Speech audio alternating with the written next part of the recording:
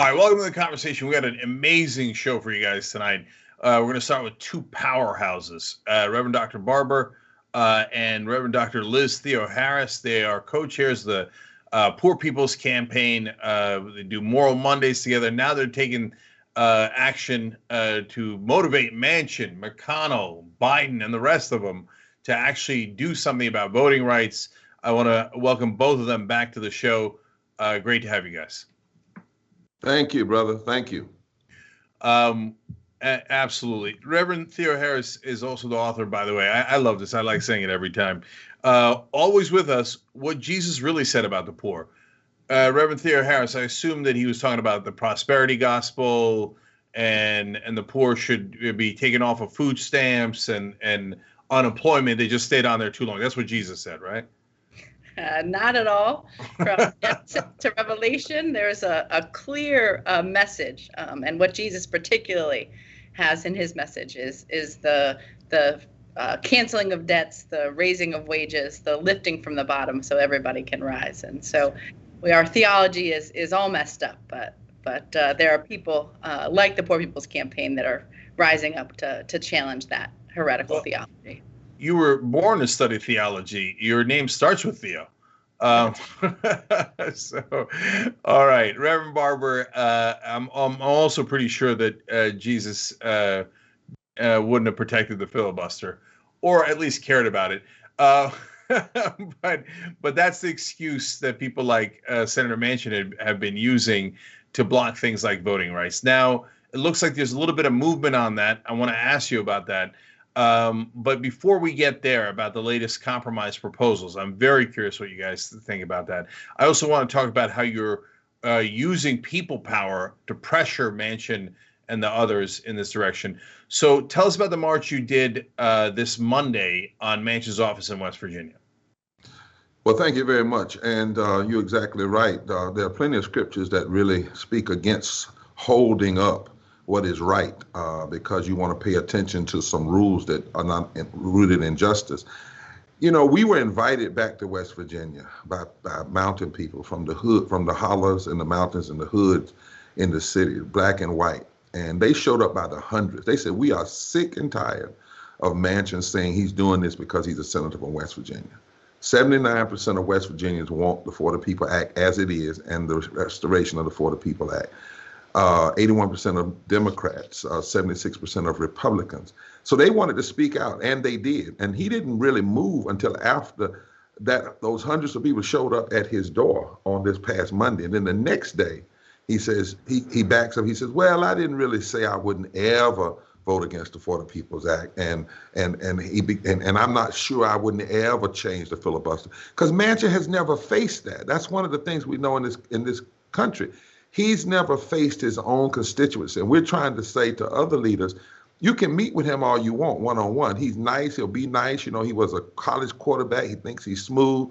But you have to get the people, the impact the people. And so when he saw minors standing with teachers, standing with black preachers, he saw white women, low-wage workers, standing with low-wage workers or black people, that caused him to tremor. In some way, now I'm not saying he's fully changed, but that's what it's going to take. And we went there, I want you to know, because the people asked. They are sick of it. They are saying, this is not what we sent him to Washington to do. And they know this. The attack on voting rights is not Jim Crow. It's James Crow Esquire today. It's an attack on everybody. It's an attack on black people and women and white people and brown people and indigenous and young people. And fundamentally, it's an attack on poor people, because poor people need two things if they don't need anything else: voting rights and living wages. They have to have those two things in a democracy to have a chance to battle against the kind of political tyranny that we're seeing today all over the country. Yeah, I mean, look, I think Reverend Barber and Reverend Theo Harris are the leading lights in this country when it comes to these moral issues, and there's a couple of reasons why. One is they actually take action, and so they don't just talk to talk; they literally walk the walk. And when a lot of people are looking to compromise and play politics and talk about people's egos, you guys talk in a very clear way. and it's really appreciated. So, Reverend Theo Harris, let me go to the next step of the action. What are you all going to do with your? And by the way, the other reason why I appreciate you guys is you're about the only people in the country talking about poor people. I mean, both Democrats and Republicans barely remember the middle class, let alone poor. Yeah. And so, Reverend Theo Harris, let's talk about next Wednesday. What's the next step in actually taking action to force accountability?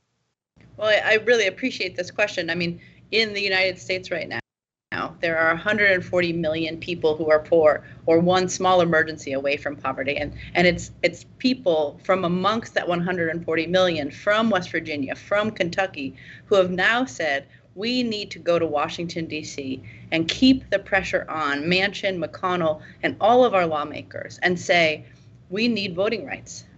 We need to expand them. We need living wages. We need to have this filibuster stop blocking infrastructure and healthcare and all the programs that will lift the 140 million people up. And so on Wednesday at 1 o'clock in the afternoon, people will be taking action together in Washington, D.C., near Manchin and McConnell's offices, making sure that it is clear that what is happening is not standing for what the people of West Virginia want, what the people of Kentucky want, and what the 140 million people who are poor and low income in this country need. Yeah, so I'm going to ask you for a website here, because if you're a TYT viewer and you care about bringing positive change in the world, these are the two folks you need to help most. So if you're in Kentucky, you're in West Virginia, or you're anywhere near Washington, D.C., go join them. Because look, the Manchin moving, some people think, oh, he got caught on the phone call with the big donors and stuff. But he had actually already moved before that became public. He moved after the march on Monday. I don't know for a fact that that's what moved him, but it might be. And it's the best shot we got. And it actually, they did the march and then he moved.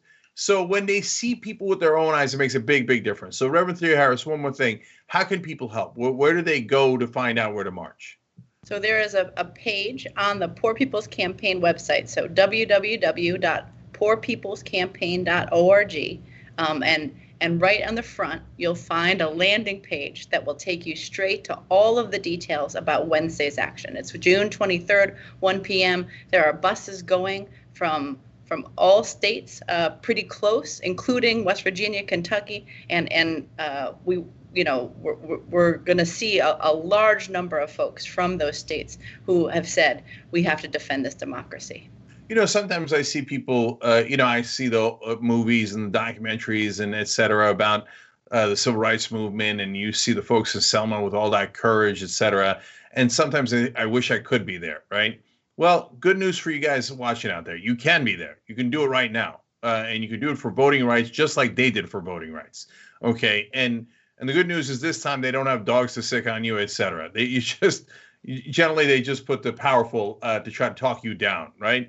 But don't let them do that. Get up and fight. So, Reverend Barbara, obviously I'm curious. And by the way, we'll put the link down below if you're watching this on YouTube or Facebook.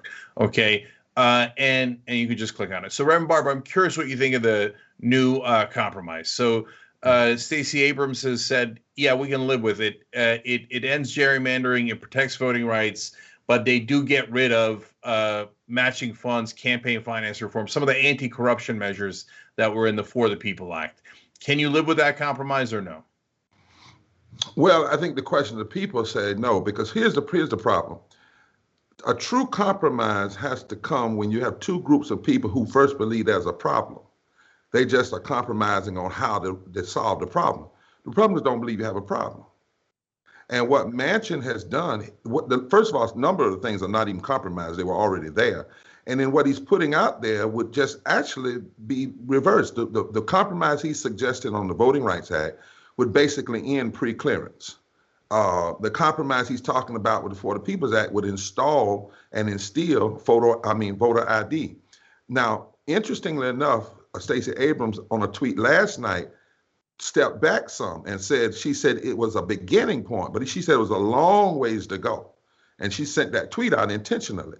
Here's what I believe, and we believe. First of all, Why are we compromising with an unconstitutional position? A filibuster is unconstitutional. Voting rights is constitutional. The 15th Amendment is constitutional. The 14th Amendment, equal protection under the law, is constitutional. So how are those two things morally equal or constitutionally equal? First. Secondly, you can't compromise, as I said, with people who don't even believe there is a problem and are already actively doing everything they can to undermine the very thing that you're trying to expand.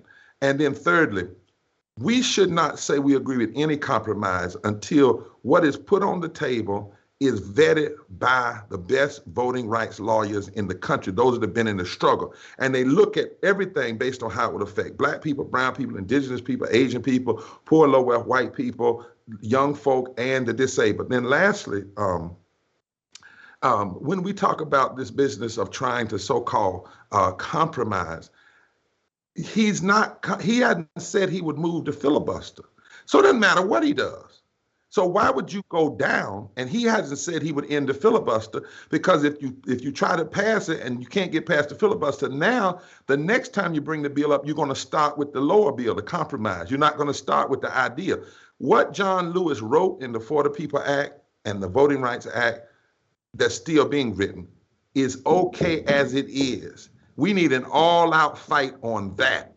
And we do not need Manchin of all people. Who's he listening to? Who suggested this stuff? Where did he get it from? He didn't sit down and talk with voting rights laws, and he certainly didn't talk to poor, low-wealth, white, and Black people in his own state. He didn't do any of that. He's just throwing a bunch of stuff against the wall, but it doesn't make any sense. It doesn't make any difference, because what is he saying? I'm going to hold on to the filibuster regardless. It doesn't matter. If the democracy is falling apart, I believe the filibuster is most important. That's ultimately ridiculous. Reverend Theo Harris, I got to ask you one last quick question. I mean, if it turns out at the end of all these compromises, he says, just kidding, you still need 10 Republican votes, so all the compromises were for nothing because I'm not getting rid of the filibuster. How dispiriting is that for people? How much of a betrayal of their voters does that become for the Democratic Party? Well, I think in West Virginia, for instance, it's not just the Democrats, it's the Republicans who are saying we need to expand these voting rights. And so what we know is that it's a betrayal of the Republican and the Democratic Party if we do not protect, if we do not reinstate their pre-clearance, and if we don't expand, we need to build this democracy up, and it will be a betrayal of the nation and of our constitutional principles, and that's why people will keep on organizing. All right, among the two top moral leaders in the country, Reverend William Barber, Reverend Dr. Liz Theo Harris, these are not the folks asking for private jets for their flock. These are the folks that are fighting for you tooth and nail, no matter what, and no matter what pressure they get. Join them. Go out there, fight for your rights. That's the most American thing you can do. Reverends, thank you so much for joining us. We appreciate it. Blessings to you. Forward together, not one step back. Thanks for watching The Young Turks. Really appreciate it. Another way to show support is through YouTube memberships. You'll get to interact with us more. There's live chat emojis, badges. You've got emojis of me, Anna, John, JR. So those are super fun. But you also get playback of our exclusive member-only shows and specials right after they air. So all of that, all you gotta do is click that join button right underneath the video. Thank you.